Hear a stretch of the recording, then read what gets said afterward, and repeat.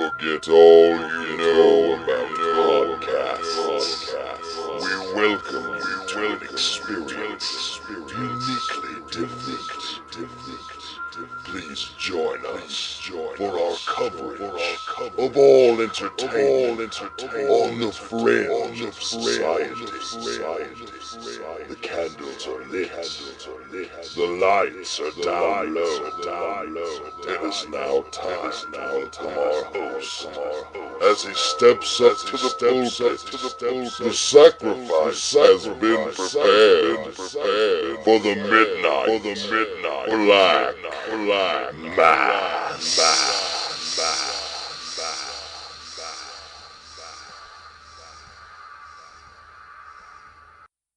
Welcome one, welcome all to the spirit of Aleister Crowley's favorite podcast.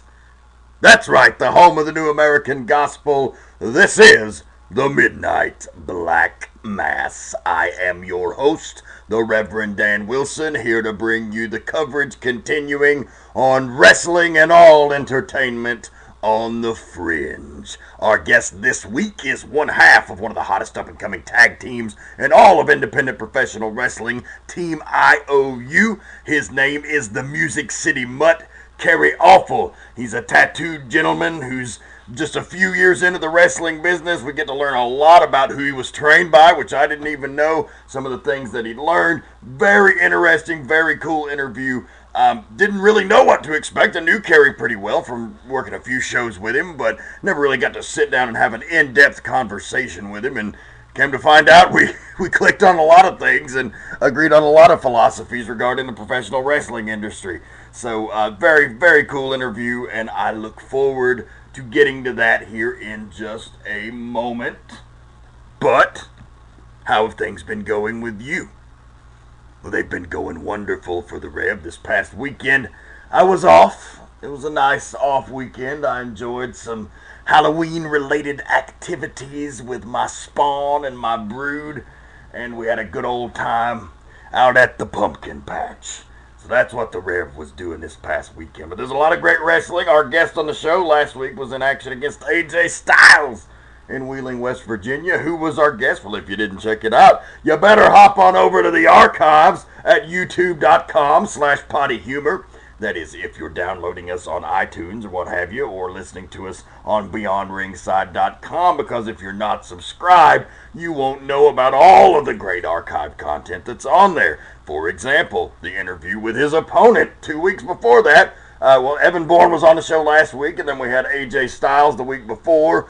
We've had Les Thatcher, we've had Kyle Matthews, we've had Caleb Conley, we have had Gunner from TNA, we had Hank Williams III, Phil Anselmo, just a litany of interesting, unique movers and shakers, revolutionizers, people I like to hang out with. Those are the type of people that you're going to have here on the Midnight Black Mass. But we are in Volume 5, and as I've promised, I'm continuing to bring you further into my journey into the world of professional wrestling, into my colleagues' journeys into the world of professional wrestling, and we're going to get plenty of that tonight with our guest, Kerry Awful. Where can you see the Rev out and about? Well, you can see me on October the 4th, this Saturday night, at Empire Wrestling in Rossville, Georgia there. As part of the Empire broadcast team, the Chasing the Grail tournament continues. A definitive #1 contender will be named to Sean Tippers, and the Empire Heavyweight Championship. Round 2 will occur. We'll see Ace Rockwell against Chris Crunk, Cyrus the Destroyer versus Rush, brother versus brother as Joey Lynch takes on Bane Lynch, and Bobby Hayes will get a bye in round 2. So should be interesting to see how all that shakes out when we finally get a #1 contender to the Temptation Sean Tippers and the Empire Heavyweight Championship. You can also catch Empire Wrestling on October the 10th as a collaborative effort with Cat Country Radio 95.3 FM in Chattanooga, Tennessee, and Sir Goonies Family Fun Center. That's in Chattanooga, Tennessee, at Sir Goonies, October the 10th, 8 o'clock p.m. bell time. Halloween Horror Show. You definitely want to be there. We're going to see a main event of a 6-man tag. It's a mixed tag, and that's not what you think. You think a mixed tag is a male and a female wrestler. No, this is pro wrestlers and non-wrestlers in the mixed tag. So what we're going to see in that main event is going to be Team Cat Country 95.3. Two of their popular drive time hosts, Josh and Chase in the afternoon, will be on there. And they'll be teaming with Sean Banks against the Cabal, which will consist of Matt Fortune, Johnny Viper, and get this, the self-proclaimed seductive Steve Dave, the manager of the Cabal. So that's going to be one. It's going to be interesting. I'm not sure it's going to be a great wrestling match, but it's going to be entertaining. That's for damn sure. So you definitely want to be there on October the 10th to see what happens when all of that melee goes down. Plus, in non-title action, the Empire Heavyweight Champion has to face one of his biggest rivals right now, and that's the up-and-comer, former University of Tennessee at Chattanooga linebacker Gunnar Miller. That's also occurring October the 10th, Sir Gooney's Family Fun Center. Then on October the 18th, we're back at the Empire Arena in Rossville, Georgia. Follow Empire Wrestling on Twitter at EmpirePW, on Facebook.com/Empire Wrestling, or their brand new website, EmpireWrestling.net, where you get access that is the exclusive home of Empire TV. So you definitely want to go to EmpireWrestling.net, because on Empire TV, you can see me returning to the play-by-play booth. Or you can hear me, actually. You're not going to see much of me because I'm doing the talking, silly. But it's awesome. So check it out. Free of charge. You do need to register with an email address to get the password so Empire can keep you up to date on all of the big events and happenings in Empire Pro Wrestling. And on Sunday, October the 26th, that's a 3 p.m. bell time, I'll be in Red Bank, Tennessee for the AIWF National Pro Wrestling Showcase. You can find more about that at AIWF.net. There will be talent from all across these United States converging in Red Bank, Tennessee, and I'll be providing the play-by-play for that event. I was told previously it may be on iPay-per-view, but I've not gotten a confirmation, so we'll keep it at that. But they're doing something with it, because I'm going to appear and provide the commentary for the whole show on the video. So you definitely want to check it out. AIWF.net. That's at the TWE Arena, Sunday, October 26th. That's a 3 p.m. bell time. And I will be appearing there. And that really rounds out October, because I'm taking off Halloween, because we have lots of wonderful things planned in the Reverend family. As you can imagine, it has been a night of great celebration, mischief, and debauchery over the years. Now, I have to take that and pass the wonder of Halloween on to my next generation. So I'm going to be doing that on November the 1st. I'll be back at the Empire Arena for Chasing the Grail 2014. So lots of stuff going on in October. Also be in Rome, Georgia in November for Empire as part of the Superstars of Wrestling Fan Fest. That's a huge Fan Fest event at the Forum in Rome, Georgia on November the 15th. That's a Saturday. It's going to be happening all day long. They'll have legends like Jake the Snake Roberts, Jim Cornette, Brutus the Barber Beefcake, Jim the Anvil Neidhart, Hacksaw Jim Duggan, Demolition Axe, Larry Zbyszko, Brodus Clay, and more at the Superstars of Wrestling Fan Fest in Rome, Georgia on November the 15th. I will be appearing there, taking pictures and signing autographs at the Empire table. Come on and get a little touch of evil with the Reverend on November the 15th at the Superstars of Wrestling Fan Fest. You can find them online at Superstars of Wrestling on Facebook. Hang on, I'm looking it up.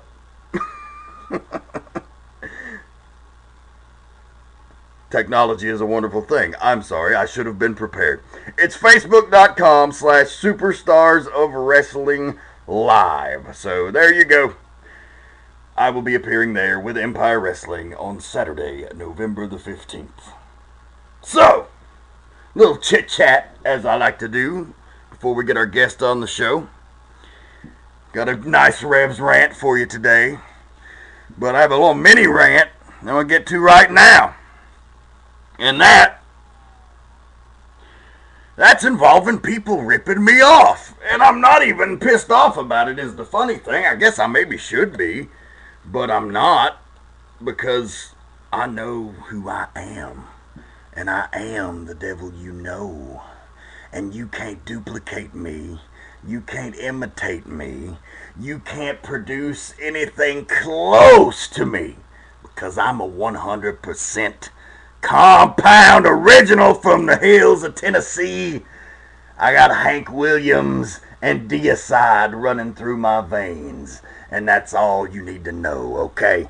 So, it's just funny to me that I see Devil's Rejects and Reverends popping up all over Georgia wrestling in particular, okay? I'm not like some kind of international superstar. I've been on a lot of TV. It's been across the country and some all over the world. They love me in Australia, I'm told, from the Wild Side days. But it's not like okay, like maybe one person in every state might know who I am.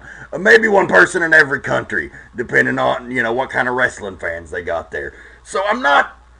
If I saw this in New York City or New Jersey or Florida even, I would maybe think, well, okay, they're probably just coincidence, There's lots, trust me, there's lots of shitty gothic gimmicks out there in professional wrestling. It's an easy trope to attach yourself to hide the fact that you don't have any ability, to hide the fact that you don't have any creativity. You can easily just throw on some corpse makeup and go to Hot Topic and not have to buy proper attire, etc. So, not uncommon, not surprising, not offended. However, in the state of Georgia, where it's funny that I'm a Tennessee native and I've done some wrestling in Tennessee. I've done some work in all the major cities at one point or another, but in Georgia, where the Rejects were invented, where NWA Wildside was the #1 promotion for years, where NWA Anarchy was the #1 promotion for years, in a very big state with a lot of promotions and a lot of people, and we were on TV all over that motherfucker. How you gonna be the Reverend? How you gonna be the Devil's Rejects? Because I honestly don't care that you do it, because, okay, the Devil's Rejects was a movie, like the Road Warriors, okay, like the Midnight Express, and other greats. So, there was a tribute to something I didn't own in the first place. It wasn't trying to be a ripoff of Rob Zombie. It was a tribute. He didn't have any presence in wrestling, and the spirit of that movie was so raw and fucking visceral and in your face and real. It was shocking. It was horrifying. It was unapologetic. And that's exactly what we were. So it was appropriate. And like the Road Warriors and the Midnight Express, we took the name from the movie and turned it into a wrestling thing that no one would confuse the two. Rejects and wrestling were inspired by, but not the same thing by any stretch as the Rejects on film.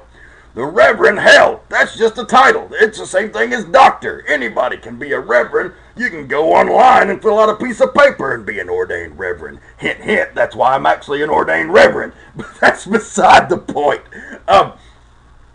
What's funny to me is that I actually give a flying fuck about the wrestling industry, and I actually give a flying fuck about what happens to it, and even the guys that might be jacking my shit, I actually give a flying fuck about you. And you're only shooting your own self in the foot, because if you go to a town we've been to, then they're gonna say, well, that's not the fucking Devil's Rejects, and that's not the Reverend. Right?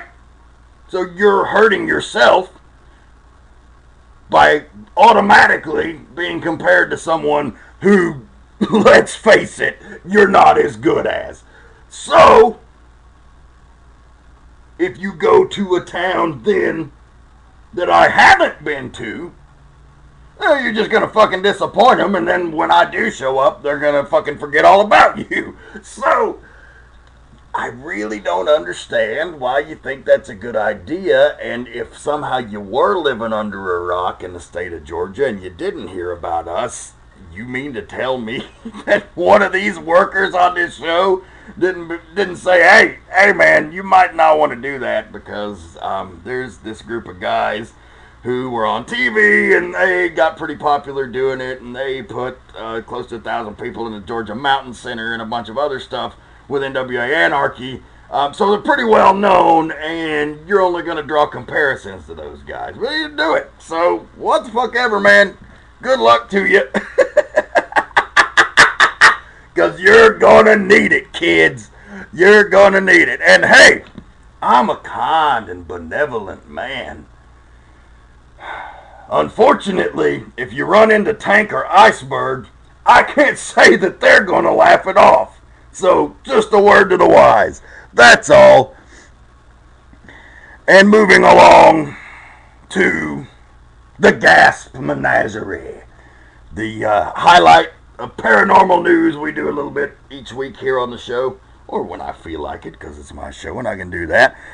This is a section of dreadcentral.com that we like to consult to initiate discussion on paranormal and supernatural occurrences. This week actually came from a multi-part story. Word has it, actually word leaked back in June of this year, that Dracula's tomb had been uncovered. That is Vlad Tepes, Vlad the Impaler, the real historical dictator who was the inspiration for the fictional Count Dracula. Archaeologists had located his estate and his tomb. So, what did they do? Well, of course, they did what you expected them to do in any horror movie. They decided to open it. And apparently we got an update from the Gasp Menagerie at dreadcentral.com that they are still exploring it. It has been found. Now, the grave itself has not been found and opened, but the estate has been, and they presume the grave to be there. So during the estate, they are looking at and finding out that the castle is completely surrounded by secret tunnels, and it's hard to estimate in which room Dracula was kept. So they're still trying to look for him, but the excavation continues. No word on if any unfortunate mishaps have happened to the archaeology crew. I don't know, man. I mean, you know, it's Halloween and we love horror and we like to delve into the realm of the supernatural, and I do believe there's more to this life than what we can see. That's a fact.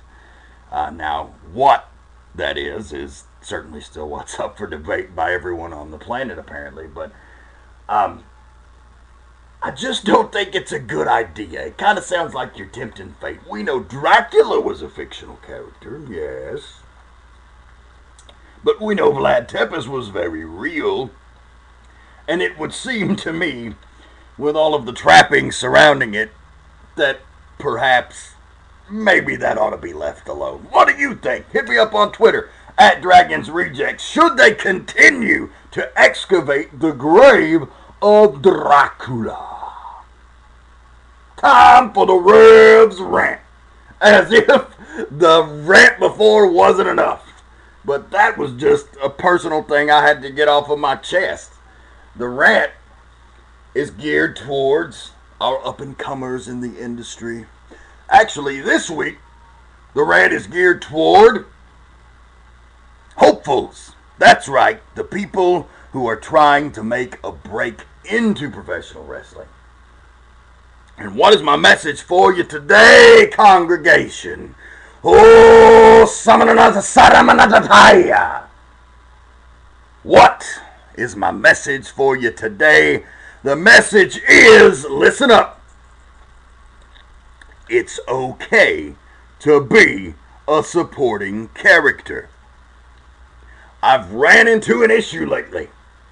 I see a lot of good promoters for quality promotions putting out APBs on social media that they can't find a referee. Are you fucking kidding me?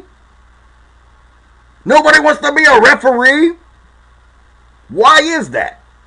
So I start examining the situation. I start thinking about it.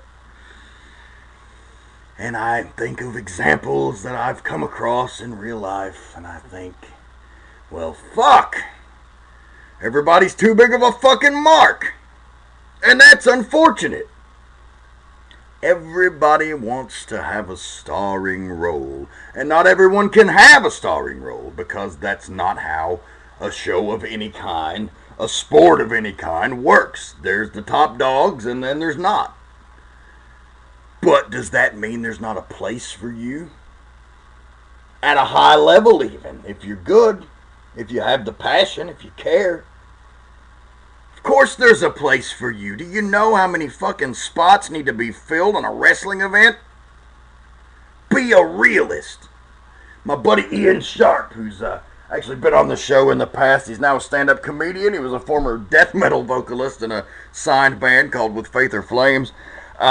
He likes to rant frequently on his social media about special snowflake culture. Maybe there's a little bit of something to that when it comes to the supporting roles in wrestling. We need referees, we need security guards even, we need people in the production end, we need managers, and we need announcers. But we need people that are good at it, and they care, and they do it because they're realistic about their scenarios, and maybe they're not an impressive athletic specimen. Maybe they're just going to make a wrestler who's the drizzling shits, but maybe they got talent in other areas that they could possibly exploit.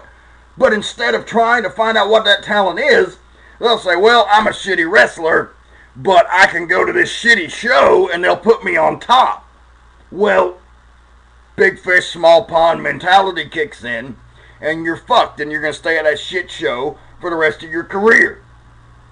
But if you acknowledge your limitations, like I did back in 1999, knew I could run my mouth, was never an impressive physical specimen, hurt my back in a little deal a few years before that, and I was double jointed and doing professional wrestling. I knew I was going to be a shitty wrestler who was a good talker. And what was the fucking point in that? When I could be a manager, an announcer, and I loved all of those things, and I pursued them with passion, and I got lots of great opportunities and got to be on TV for fucking 10 years. So, just think about that as you're thinking about breaking into professional wrestling. Not everybody can be a star. Very few have the it factor. So if you can do something else, do it. That's all. Kerry Awful coming up right after the break. Don't go anywhere. But you're hurting your own shit.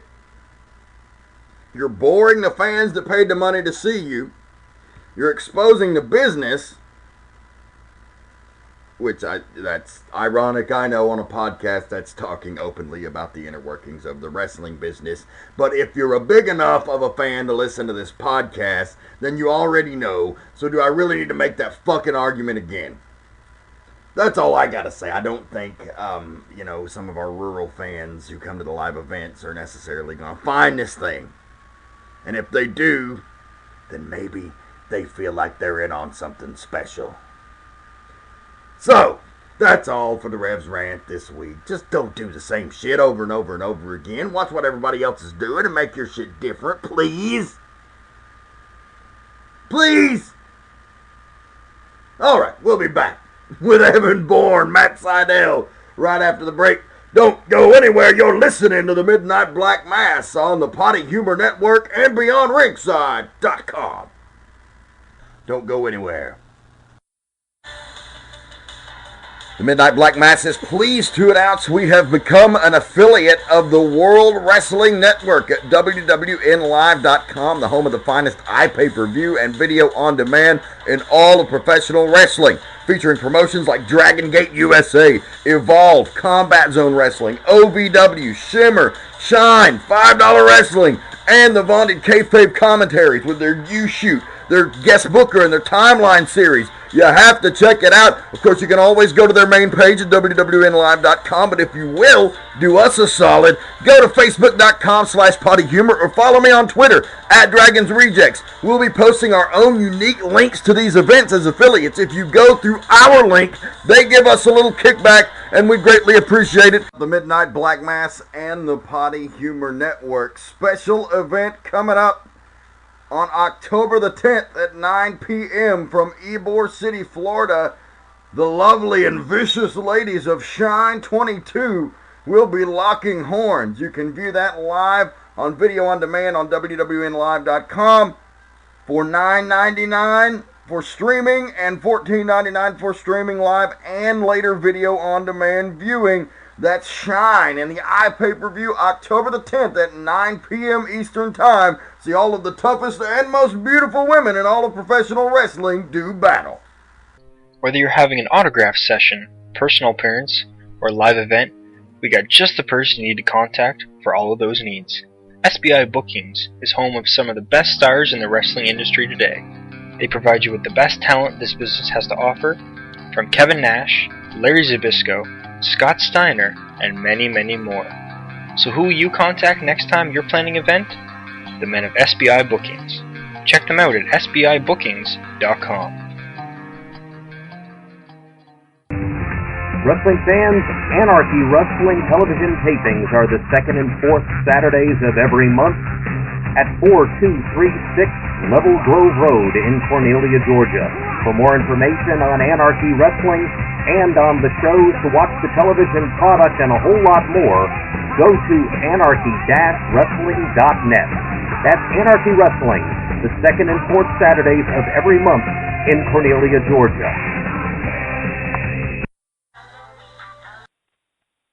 And we're back on the Midnight Black Mass.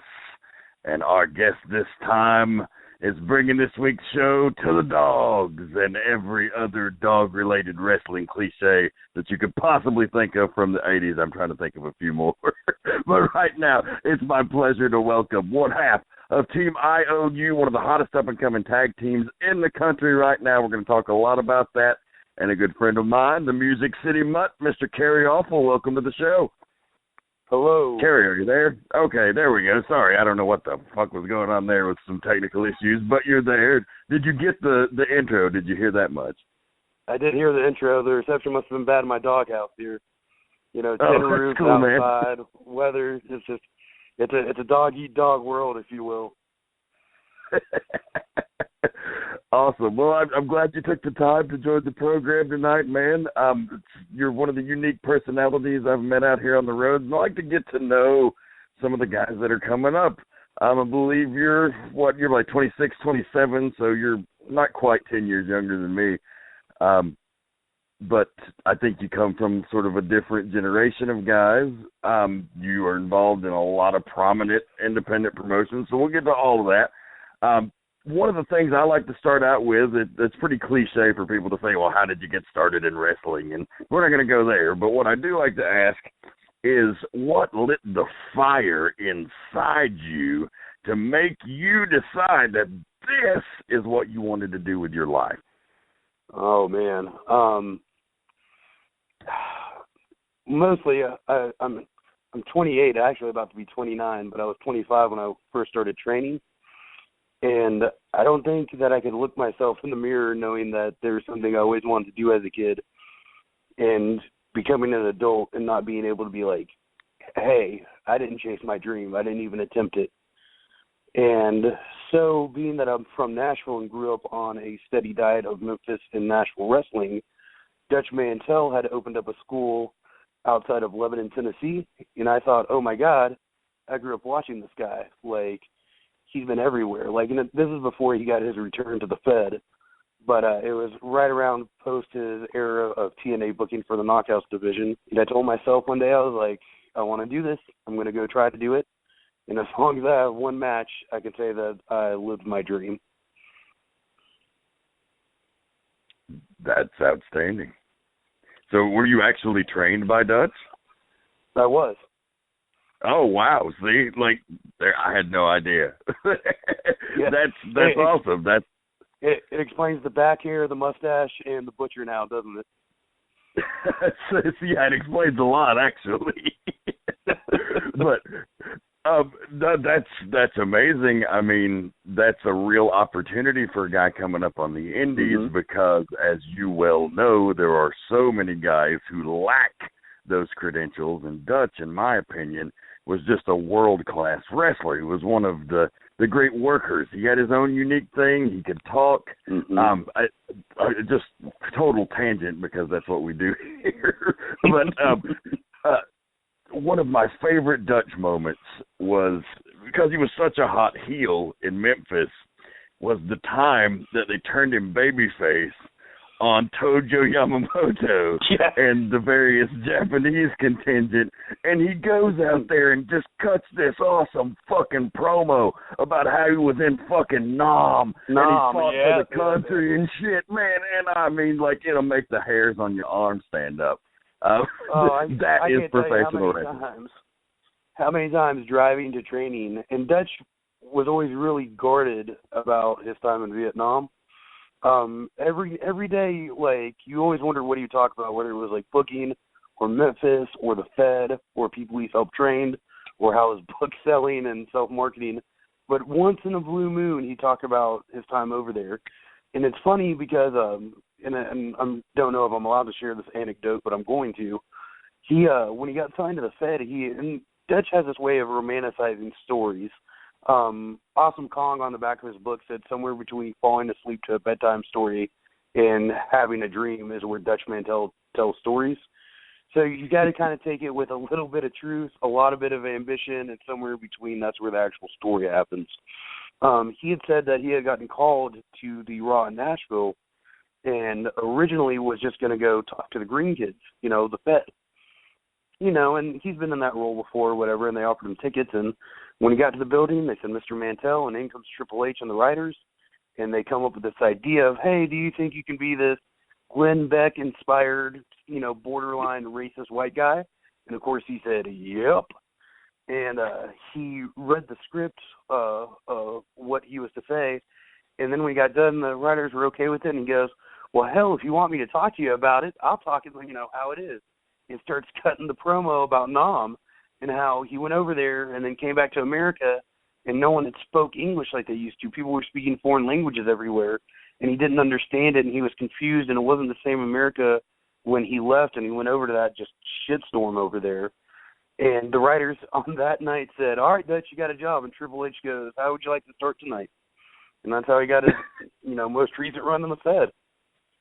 That's incredible. Wow. That's such a coincidence that he took the same material. That's a master. He takes the same material, the same promo, and he just reshapes it to make it a heel promo as opposed to turning on Tojo and becoming a babyface. And he gets himself a job. He always prided himself because he accredits himself as being the first tweener in Memphis and the first tweener in wrestling in general. And originally it was an economic choice because if you got 10 babies and 10 heels, you can only fight the same guys for so long and they're going to ship you off.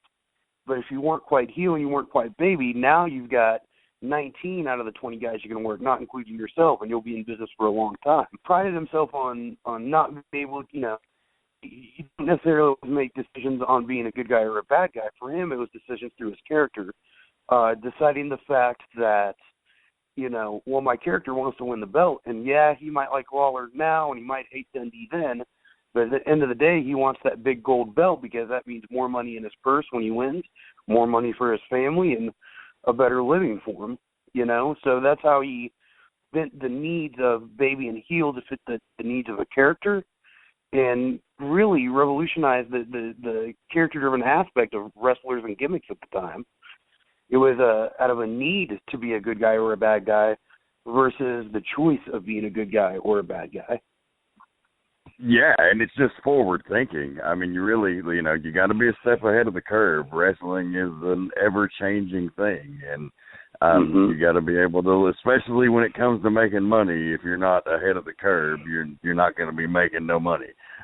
So, Dutch, he definitely had that in mind there. But just, to wrap up that part of it, we'll probably get back to it. But as far as what was like the biggest thing that you took out of that whole experience that you still carry with you, like whether it be a piece of advice or whether it be just a motto or a creed to live by that you took from Dutch? God, there's just so much, and at the time you don't really realize it because for me, I wanted to go to wrestling school and be like this Benoit or Dean Malenko type or technical wizard, and Dutch wasn't necessarily a guy to teach me that. Oh, Dutch taught me my basics, and he taught me to brawl, and he taught me the importance of pacing my striking and all this. There's just so many adages and so many road stories, and and everything. But the two big, I can't pick one. There's two big ones. He goes, That's there's right. a million good wrestlers. There's not many good characters. And that was something that always stuck with me. You have to have a gimmick. You know, if you have two guys in black trunks and they look the same and they walk the same, they're interchangeable. But if you have one guy who cocks his head to the side and maybe snarls a little bit, and he's got that crazy look in his eyes, and you're going to say, man, that guy's nuts, and I'm scared of him, and, well, that guy's going to come back so he can scare you next week. The other part of it was the other great stage advice is you will learn more in a car than you'll ever learn in a wrestling ring. And that's a fact. I guess, oh, absolutely. Stories with friends and vets, and I've been very blessed to have a bunch of really awesome people in my carloads over the last 2 years with my tag partner, from people to the hooligans, Devin and Mason Cutter, that trained at the WWA 4 school that are now everywhere, going to Mexico at least once a month at this point. I mean, they're becoming international, to a guy we actually met through them, Jonathan Gresham, who goes Germany, Japan, all over the U.S., to one of my favorite people to have in the car was Drake Younger. Before Drake had gotten signed as a referee for the WWE, we were picking him up at the airport in Nashville and driving him to IWA Mid South shows. And you just want to talk about a guy who was just so giving of his knowledge. Some guys, Dutch had warned me about it, some guys who are knowledgeable about the business won't share your knowledge because they don't want the business to get better. They want to keep their spot secured, and they don't want other people to learn, because if they don't learn, they can't replace them. Drake wasn't like that, always willing to give advice, always willing to tell you, like, this is why I do this, and this is how you get to this bed to get booked, and if you stop through here, stop at this place, and when you go on trips, have a neck pillow and something to cover your eyes in case you take a nap. Just neat stuff like that. Yeah, I got to know Drake a little bit. We weren't real tight, but I spent a good bit of time with him down in Alabama at various shows for IWA Deep South in the mid-2000s, and he was always a really cool guy. Got to do color on several of his matches down there, and always liked, doing the work over his stuff, because he was a guy that just put it all out there. And, when you see a guy that has done death matches and stuff, and then he gets a job, that's like it's a real mind fuck, because it goes against everything that they've been preaching for years. But it makes you so happy, because that opens up an opportunity for more guys who really deserve to be there to get a look, and so that's great. If you look at guys like Ambrose, and even his name's Solomon Crow now, but it was Sami Callihan. These are guys who went to places like Big Japan and CZW and did the deathmatch scene. Guys like Drake.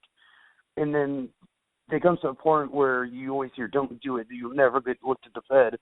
But I also believe that cream rises to the top. And when you look at just guys who just do death matches, but they have the most sound psychology in those death matches. Guys who – death matches often get looked at like a Michael Bay film. It's all explosions and no substance. But there are exceptions to that rule. Guys like Drake did it. Guys like Ambrose and Callahan. And one of my very good friends on the indies now, John Wayne Murdoch, used to be Damian Payne, is doing it now. Guys like Matt Tremont. And death matches are definitely not my favorite Tank. form of wrestling, but it is amazing. Tank, absolutely. Tank, that's another guy who doesn't get enough credit for being, A, an awesome guy, and B, an amazing worker.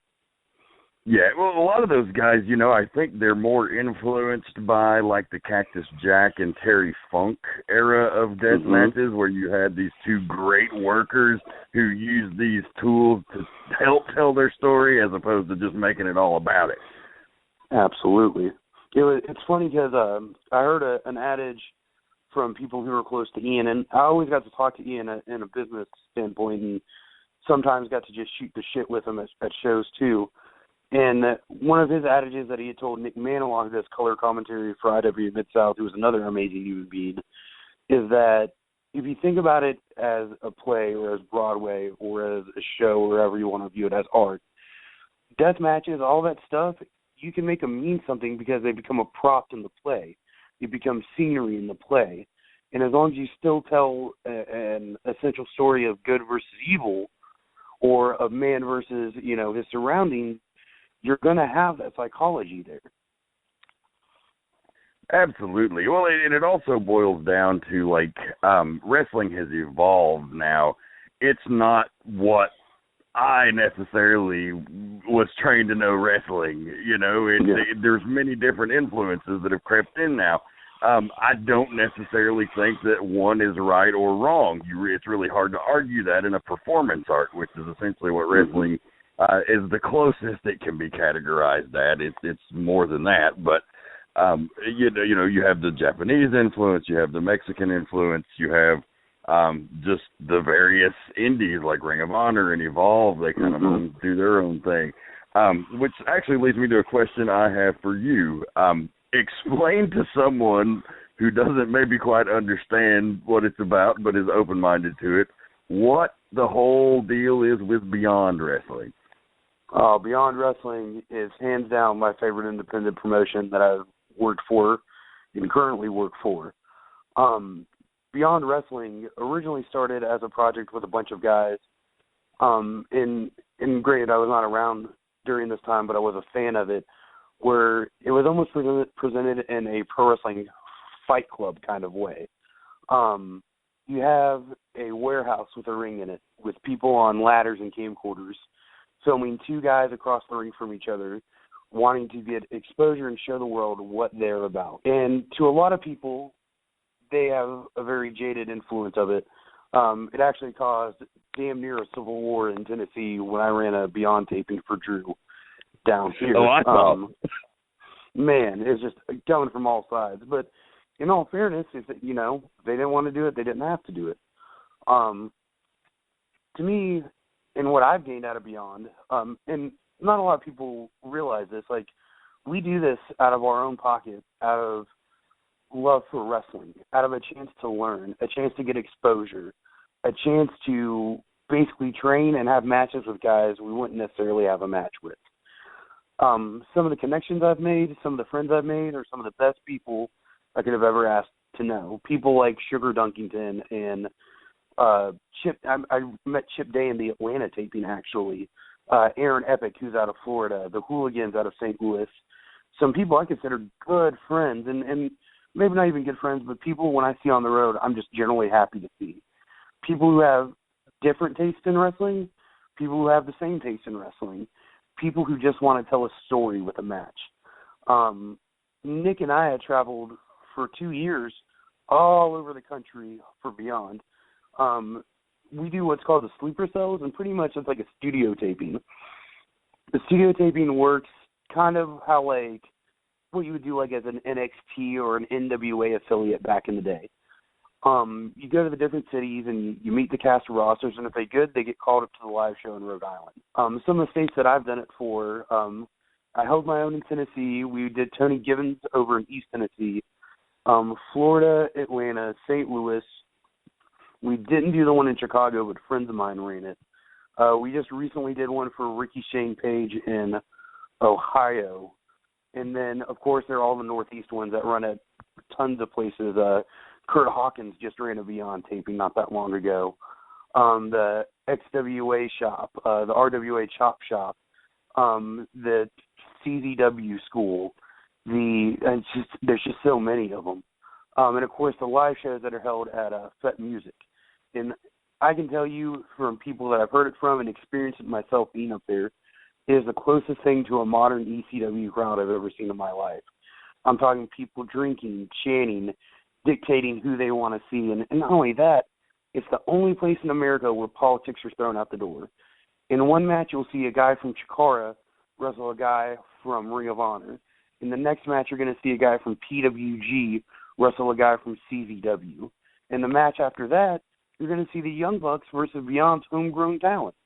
Just never in a million years would you see that. And even to the extent of some TNA guys that aren't hitting the big indies anymore. Guys like Eddie Edwards goes up there. Davey Richards, after when they had their NXT tryout, was there at the St. Louis taping to wrestle Jonathan Gresham. Guys like Ricochet was on the card, but he was there hanging out. Chris Hero. The list of in my opinion, made men, and the list of guys who were nobody who got turned into made men from beyond is just, you can't count them on your hands and toes. From a fan standpoint, go ahead.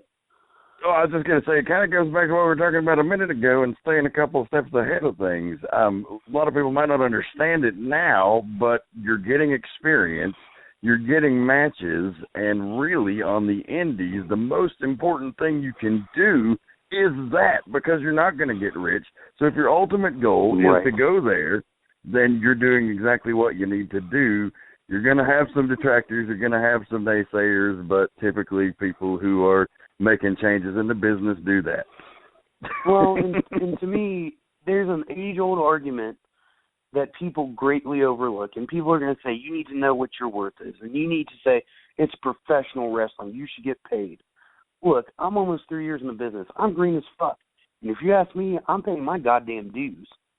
No one guaranteed me a fucking payday. Who the fuck am I to say no to an opportunity? And so these guys who have been in for like 5 or 6 years, in my opinion, we're all still green. We haven't been in for 10 fucking years. We're giving an opportunity. You know, you hear about guys who are making hundreds of thousands of dollars or even millions of dollars who literally said, well, back in the day, I traveled from Texas to Memphis for a hot dog and a fucking handshake, or Chicago to Louisville, or fucking New York to fucking Nashville, you know, for TNA. Do you think those guys were making money? Fuck no. But they were showing themselves as a product to be advertised, so all these local feds will pay them money to come in because they're going to think, hey, that guy's a big fucking deal.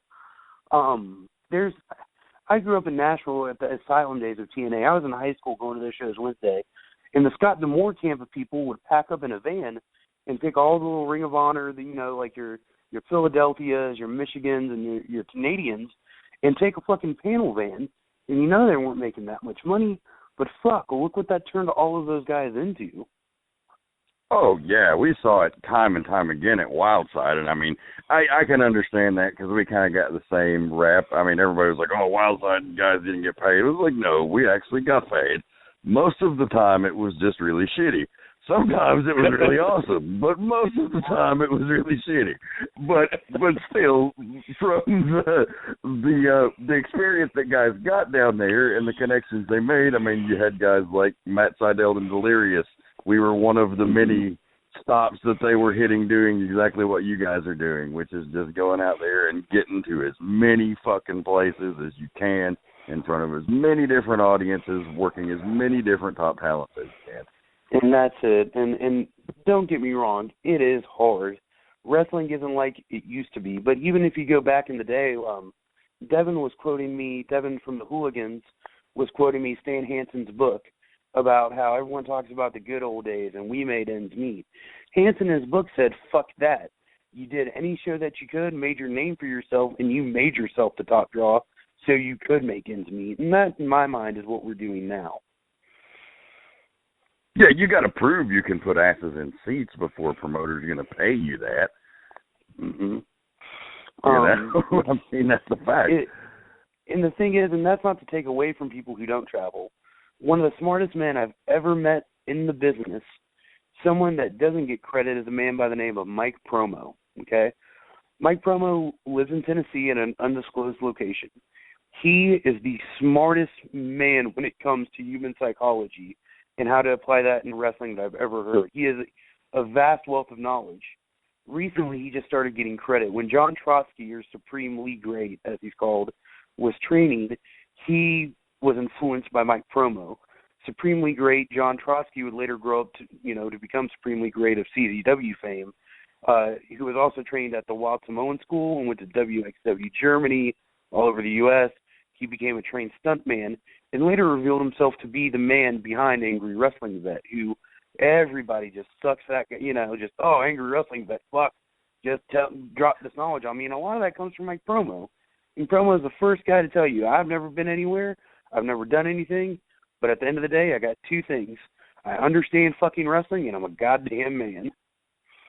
And so it's just, not to take away from people who don't travel because you can't get information, but there's a lot of guys who won't travel out of state, who won't take that risk, who get comfortable, And when you get comfortable, you don't grow. You don't change. You become that guy who only travels 40 miles, who doesn't want to expand themselves. They only learn that one style of wrestling.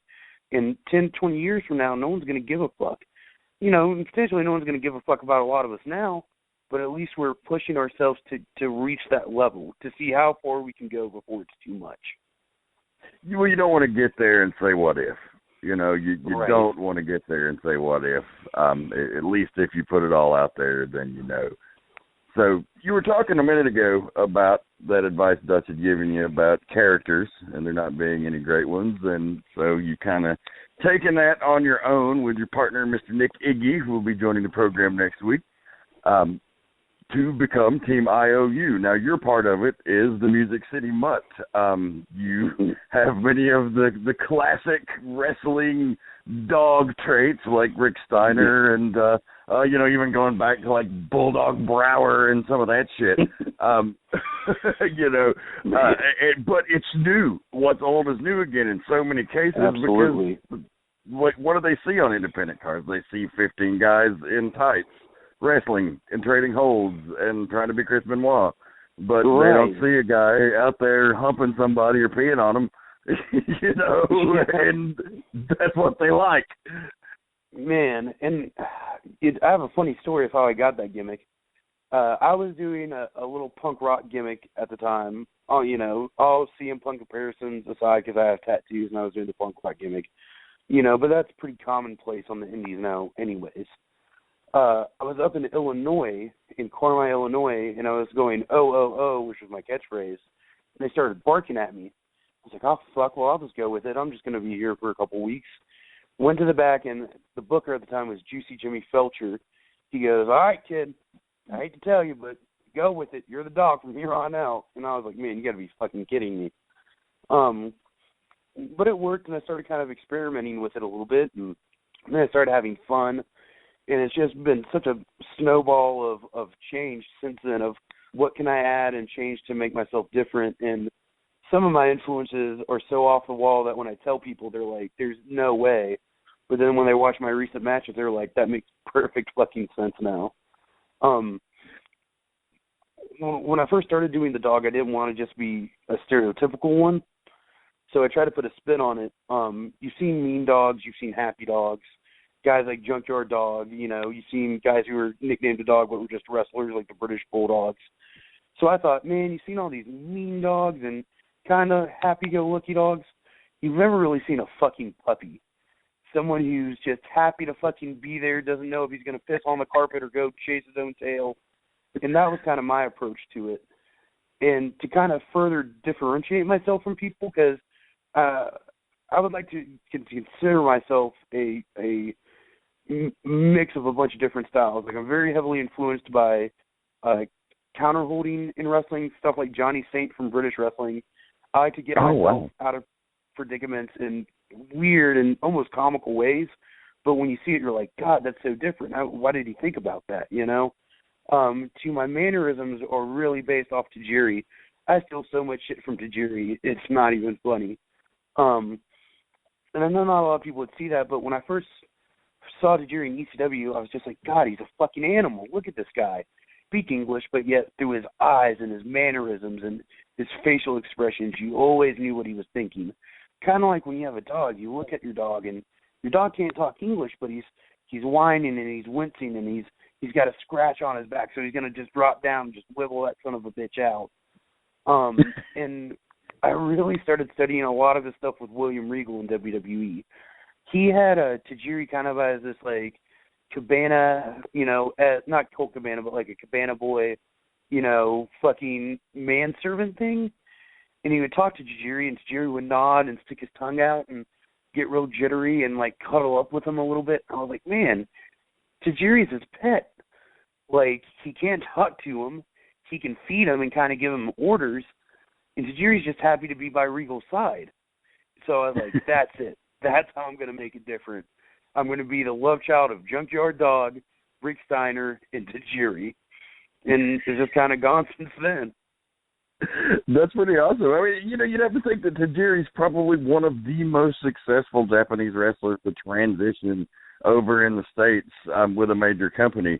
You know, there's been plenty, but he was really one of the first to break the stereotypical evil foreigner. Right. You know, he had a character, although you can never really put your thumb on it. The fact that he came from Japan almost became a side note to the character. It was more that he was just this wild, out there, not primitive because he was smart, like he knew what he was doing. He could be deceptive and conniving, or he could be this weird, oddball nut job babyface with Eddie Guerrero. So much depth, but you never really knew what to expect, and that was part of, for me, the draw to Tajiri was he was just a fucking wild man, but when he got in the ring, he could, you know, drop a dime on somebody and just say, oh, that's where I'm going to kick you tonight. You know, God, he's just so unorthodox, man. If I could ever be 1/1000th of the wrestler that Tajiri is, I could quit and retire happy.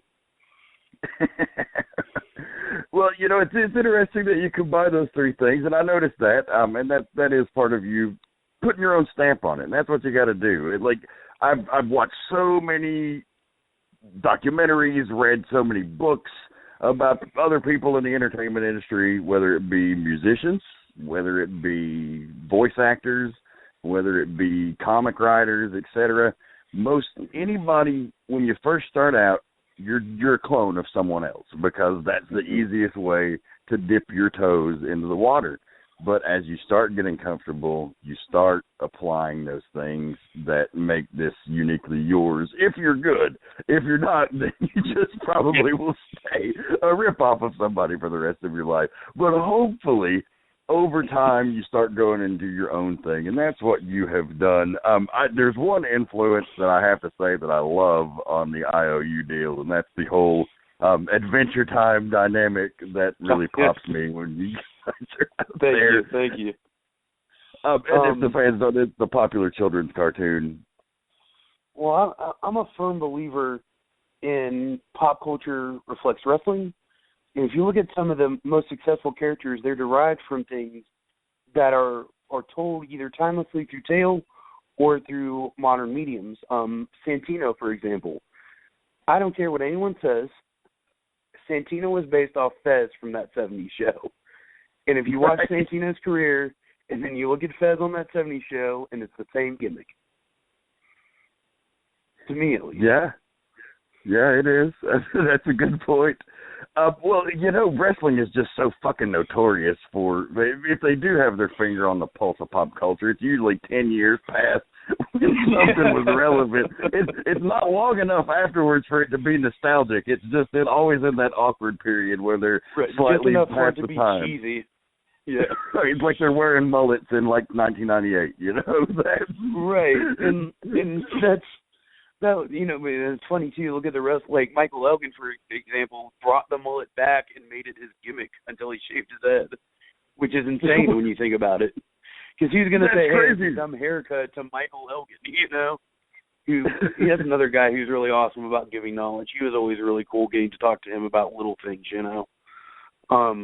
Another thing, speaking of the Adventure Time influence, just a little quick thing with Nick. Nick didn't always have the little boy gimmick. He was kind of like happy-go-lucky, plucky babyface. And when we ended up teaming, we were two guys that were just guys who teamed. Then I started doing the dog gimmick, and Nick got some surgery on his knee because he hurt his knee. And we're, you know, talking like, how can we make this different?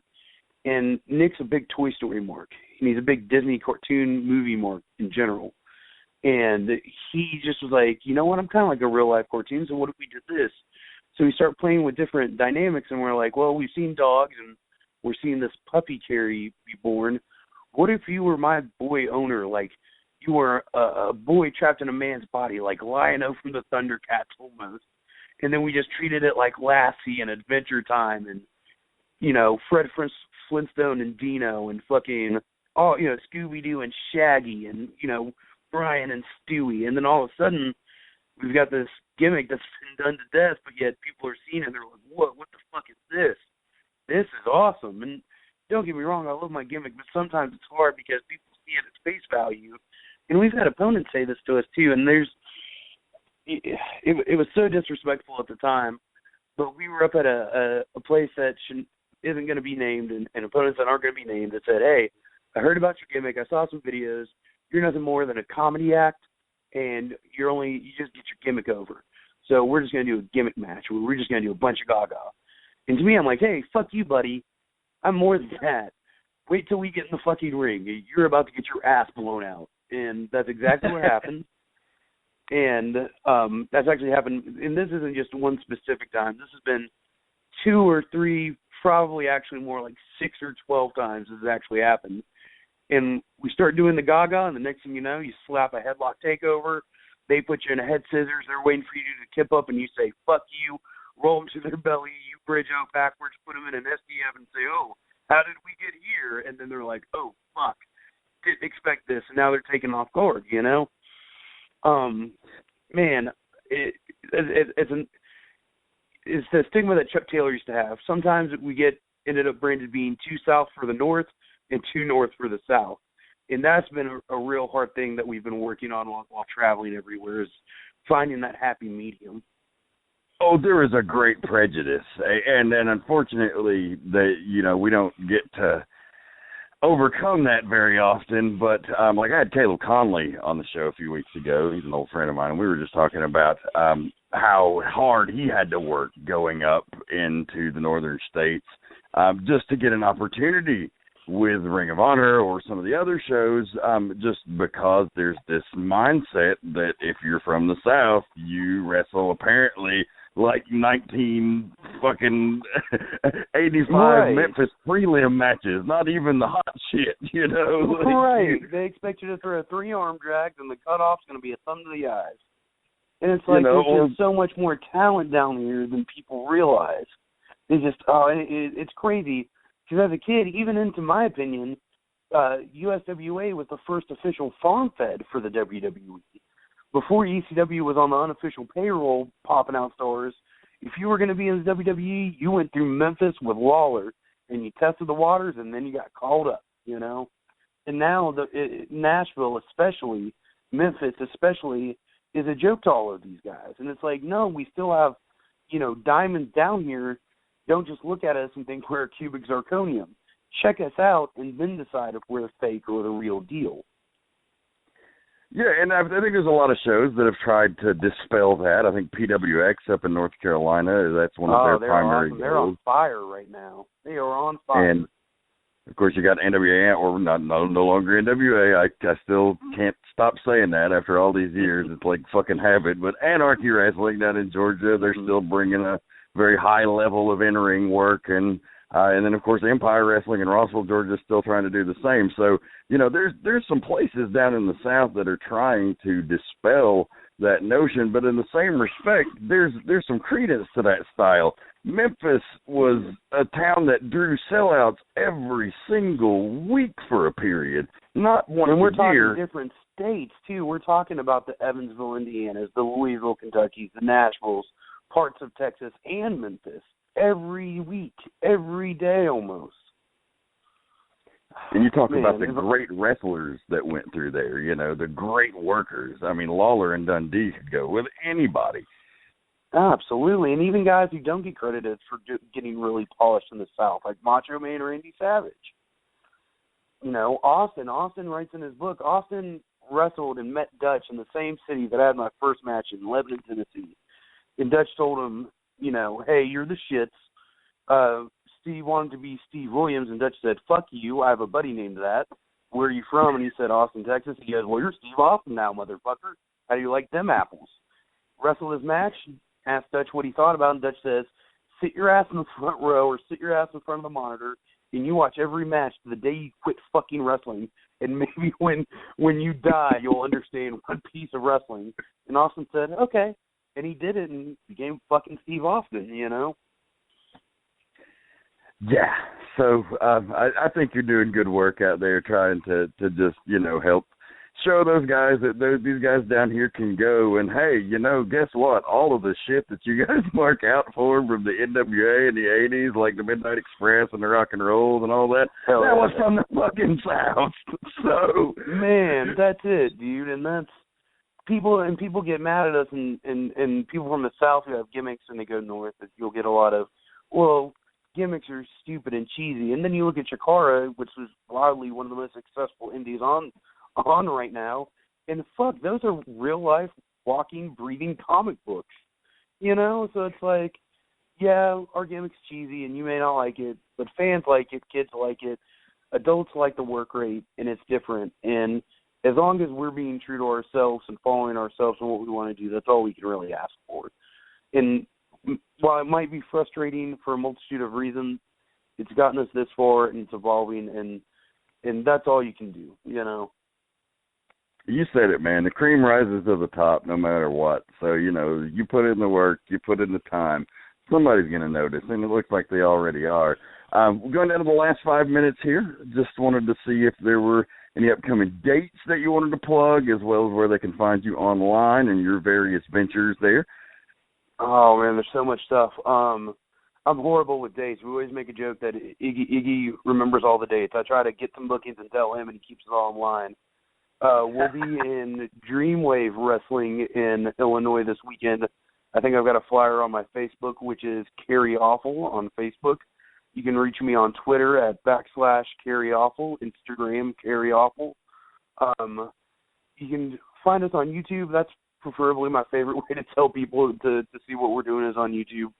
We update matches that aren't being sold on DVD or iPay-per-view. You can find some of our handheld fan cam recorded there. Iggy's been doing really awesome work on some of our video editing with the 60 Seconds with I.O.U., which isn't necessarily character-driven stuff, just like little anecdotes or what would be like DVD extras. You can find our old web series, The Adventures of Team I.O.U., ProWrestlingTees.com, /Team I.O.U. Any support we get with people ordering T-shirts helps us out because it keeps us paid and fed on the road and keeps our car moving. We have dates at Smoky Mountain NWA coming up. Sporadically, you can find us at NWA Saw, Proving Ground Pro, when time allows it, and we have the stars aligned. We're still at IWA Mid South, and we're just everywhere, man. And of course, Beyond Wrestling. Awesome. Well, it sounds like you're a busy man. It was really nice talking to you. We'd hung out a few times, and I thought you were a cool guy, but we never really got to sit down and talk wrestling very often, other than just locker room bullshit. So it was very cool. I remember you cutting a promo in the bathroom of Empire with the lights out, and literally getting chills down my spine, and ending that laugh, and I was like, "Fuck, that guy gets it. That guy understands the fucking gimmick, man." And I took that one moment, and so that's actually one of the moments when I stopped talking as Kerry Awful like this, and I started talking like this. And tried to add that little extra emphasis. I never really got to thank you for that. But that's a little story to end on that. But thank you for having me. Everyone, keep tuned. Thank you for listening. Outstanding. Well, ladies and gentlemen, Mr. Kerry Awful, the Music City Mutt, Team I.O.U. Get out there and support him on the road. His partner, Nick Iggy, will be our guest this week. But, fans, we are out of time, so I thank you for joining us. Be sure to check us out on iTunes, Stitcher, and YouTube at Potty Humor. Keep one foot in the gutter and one fist in the gold. This is the Reverend, and I'm out.